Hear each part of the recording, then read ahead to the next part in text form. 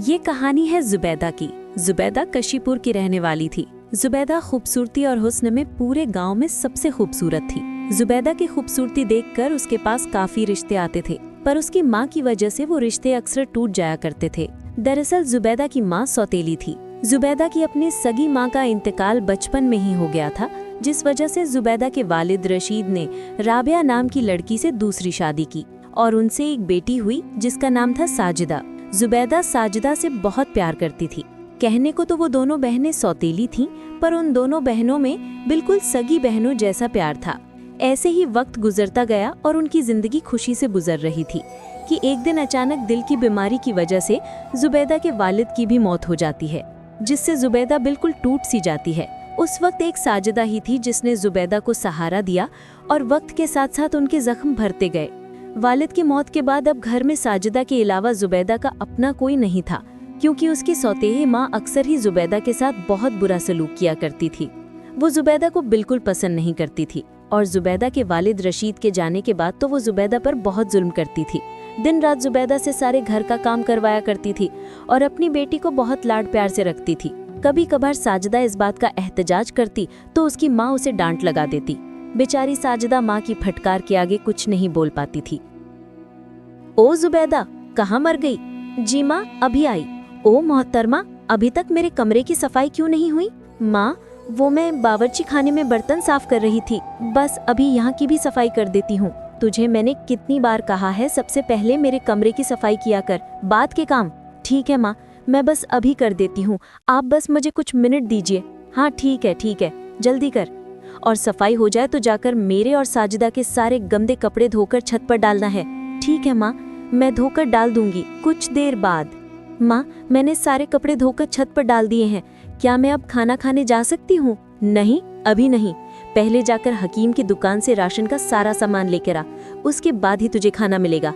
माँ, आप मुझे दे दीजिए पैसे, मैं हकीम की दुकान से राशन ले आती हूँ। साजिदा, तू बीच में मत पड़, तू जाकर अपनी पढ़ाई पर ध्यान दे। अभी तू इतनी बड़ी नहीं हुई कि तू घर के काम करे। अब तो खड़ी खड़ी मेरा मुंह क्यों देख रही है? जाकर जल्दी से हकीम की दुकान से राशन लेकर आ, और हाँ, पर्ची पर एक एक सामान का हिसाब लिखवा कर लाना।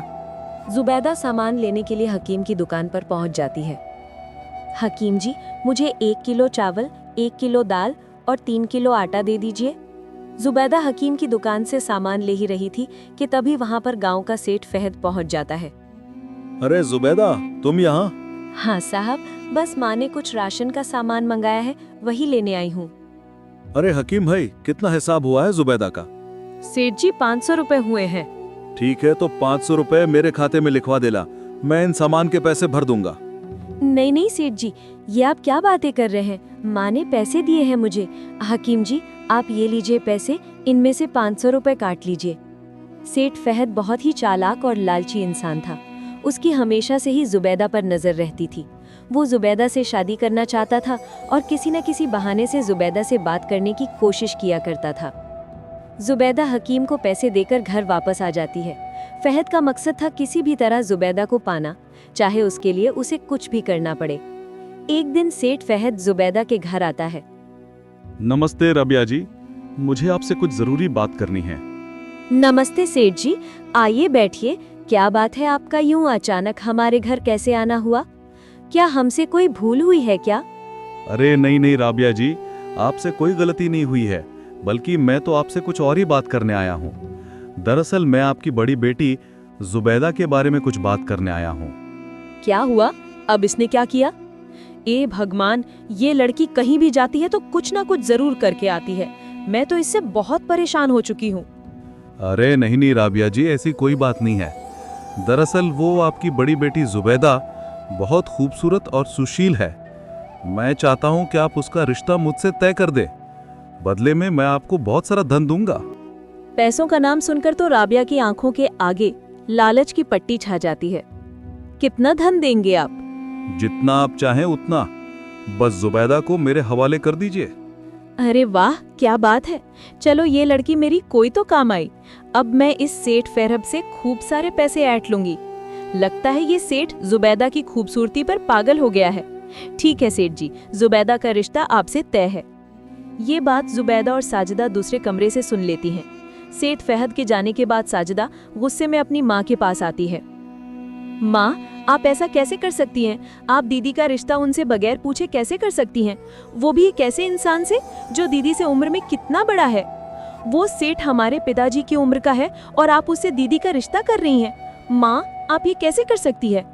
राबिया जुबैदा और साजिदा के सामने मजबूर होने का दिखावा करती है और कहती है, सेठ फाहद जुबैदा से शादी करने के लिए हमें बहुत सारे पैसे दे रहा है। तुझे तो पता है ना बेटा कि तेरे पिताजी तो रहे नहीं, तुम दोनों बहनों का खर्चा अकेले मेरे ऊपर आ गया है। जुबैदा की शादी तो मैं जैसे तैसे कुछ बचे पैसे से कर लूंगी जो तेरे पिताजी ने बचाए थे, लेकिन उसके बाद तो मेरे पास कुछ भी नहीं बचेगा। तो ऐसे में मैं तेरी शादी कैसे करूंगी? तू ही सोच जुबैदा, मैं साजिदा की शादी कैसे करूंगी? घर में कमाने वाला कोई नहीं है। अगर मैंने तेरी शादी के पीछे तेरी छोटी बहन का थोड़ा सा स्वार्थ देख लिया तो इसमें बुरा क्या है? अब तू ही बता जुबैदा, आखिर मेरे पास कुछ पैसे होंगे तभी तो मैं आगे चलकर साजिदा की शादी कर पाऊंगी। माँ, आप चिंता मत कीजिए, मैं बाहर जाकर कमाऊंगी और साजिदा की शादी के लिए पैसे भी जमा करूंगी। पर माँ, मुझे उस फाहद से शादी नहीं करनी, वो अच्छा इंसान नहीं है। वो हमेशा मुझे गंदी नजरों से देखता है, मैं उससे शादी नहीं करना चाहती। देख जुबैदा, शादी तो तुझे फाहद से ही करनी पड़ेगी, और तेरे में भला ऐसा है ही क्या जो तेरे लिए कोई राजकुमार आएगा? इस घर में वो ही होगा जो मैं चाहूंगी, और मुझे इस बारे में तुम दोनों से कोई बहस नहीं करनी। जुबैदा और साजिदा माँ के लिए हुए इस फैसले से बहुत दुखी थी। जुबैदा किसी भी हालत में फाहद से शादी नहीं करना चाहती थी। इसके लिए जुबैदा और साजिदा ने मिलकर एक मंसूबा बनाया। अगले दिन से जुबैदा सेठ फाहद के घर जाती है। फाहद जुबैदा को अपने घर देख बहुत हैरान होता है। अरे जुबैदा जी, कैसे आना हुआ आपका इस गरीब के घर? आइए बैठिए, हम आपकी खातिरदारी के लिए कुछ लेकर आते हैं। नहीं फाहद जी, मैं आपके घर कुछ खाने के लिए नहीं आई हूँ। मुझे अपनी माँ से पता चला कि आप मुझसे शादी करना चाहते हैं। मैं तो आपको अपने पिता की मानंद समझती थी, पर मुझे अभी पता चला कि आप तो मुझे किसी और ही नजरों से देखते हैं। लेकिन अगर आपको मुझसे शादी करनी है तो आपको मेरी एक शर्त माननी होगी। अजी, तुम्हारे लिए तो हर शर्त मंजूर है। बोलिए, क्या शर्त है तुम्हारी? अगर आप चाहते हैं कि मैं आपसे शादी करूं, तो आपको मुझे एक खास हार देना होगा जो गांव के बड़े मंदिर में रखा हुआ है। वो हार बहुत ही कीमती और अनमोल है। अगर वो हार आप मुझे लाकर दे देंगे तो मैं आपसे शादी करने के लिए तैयार हूँ। लेकिन तुम्हें वो हार ही क्यों चाहिए? तुम मुझसे एक बार शादी कर लो, मैं तुम्हें ऊपर से लेकर नीचे तक गहनों से भर दूंगा। नहीं सेठ जी, मुझे वही हार चाहिए। मेरा सपना था कि मैं एक बार इस हार को अपने गले में पहनूं। क्या आप मेरे लिए इतना भी नहीं कर सकते? अगर ऐसी बात है तो समझो वो हार तुम्हारा हुआ। मैं जल्द ही उस हार को तुम्हें ला कर दूंगा। मुझे 2 दिन का वक्त दो। सेठ फाहद के घर से जुबैदा सीधा चौधरी के पास जाती है और चौधरी को मंदिर में 2 दिन बाद होने वाली चोरी की खबर देती है। चौधरी जी, तुम्हारी खबर पक्की है ना कि 2 दिन बाद मंदिर में भगवान शिव जी के खास हार की ही चोरी होने वाली है? हाँ चौधरी जी, पूरी पक्की खबर है। 2 दिन बाद उस मंदिर में चोरी होगी। मैंने कुछ बदमाशों को ये बात करते हुए सुना था। ठीक है जुबैदा, अब तुम निश्चिंत होकर घर जाओ, आगे का सब काम मैं संभाल लूंगा। जुबैदा घर चली जाती है और 2 दिन बाद अमावस की रात को सेठ फाहद चोरी से मंदिर में घुस जाता है और मंदिर से हार चुराने की कोशिश करता है। मंदिर में पहले से चौधरी के साथ उनके कुछ आदमी छुपे हुए थे। जैसे ही सेठ फाहद हार चोरी करता है, चौधरी के आदमी उस फाहद को हार चोरी करते वक्त पकड़ लेते हैं। फाहद, तो तुम हो भगवान शिव के इस पवित्र हार की चोरी करने वाले बदमाश। तुम्हारी इतनी हिम्मत कि तुमने मंदिर में से भगवान के हार को चोरी करने की हिम्मत की। तुम्हें तो इसके लिए कड़ी से कड़ी सजा मिलेगी, ताकि कोई भी कभी दोबारा इस मंदिर में चोरी करने की जुर्रत न कर सके। चौधरी फाहद को गिरफ्तार करवा देता है। आखिरकार फाहद के लालच और बेईमानी का खात्मा हुआ। उधर दूसरी तरफ जुबैदा की सौतेली माँ उसे ढूंढती है, मगर जुबैदा घर में कहीं नहीं मिलती। अरे, ये लड़की कहाँ चली गई? कहीं भाग तो नहीं गई? मेरे तो सारे किए कराए पर पानी फिर जाएगा। अगर ये लड़की भाग गई तो? राबिया बड़बड़ा ही रही थी कि तभी उसकी नजर घर आती हुई जुबैदा पर पड़ती है। अरे जुबैदा बेटा, तुम कहाँ चली गई थी? मैं कब से परेशान हो रही थी, कम से कम बताकर तो जाना चाहिए था ना। जुबैदा को ये देखकर हैरानी होती है कि माँ ने आज उससे इतने प्यार से बात की है। ये माँ को अचानक से क्या हो गया? माँ ने आज तक तो मुझसे कभी इतने प्यार से बात नहीं की, फिर आज अचानक से ये चमत्कार कैसे हुआ? वो माँ, बात ये है कि जुबैदा राबिया को सारी बात बताती है कि किस तरह उसने सेठ फाहद को सबक सिखाया और उसे जेल की हवा खिलाई। हैं भगवान, आज इसने इस फाहद को जेल में भेज दिया। कल कहीं अगर इसने मेरे खिलाफ पुलिस में कंप्लेंट कर दी कि मैं इसकी शादी इस अधेड़ उम्र के फाहद से जबरदस्ती करवा रही थी, तो भगवान जाने मेरा क्या हाल होगा। राबिया जुबैदा के सामने खुश होने का दिखावा करती है। हाँ बेटा, ये तो तूने बहुत अच्छा किया। मैं तो उसे बहुत अच्छा इंसान समझ रही थी, लेकिन वो तो बहुत बड़ा चोर निकला। मेरी जुबैदा बेटिया तो बाल बाल बच गई इस चोर फाहद से। अच्छा जा बेटा, अब तो अपने कमरे में आराम कर ले, थक गई होगी ना। जुबैदा अपने कमरे में चली जाती है। राबिया अपने आप में कहती है, इस लड़की ने तो मेरे सारे किए कराए पर पानी फेर दिया। इतना अच्छा खासा पैसा हाथ में आ रहा था और इस लड़की की वजह से अब मुझे कुछ नहीं मिलेगा, लेकिन इसकी भरपाई मैं इस लड़की से जरूर करूंगी।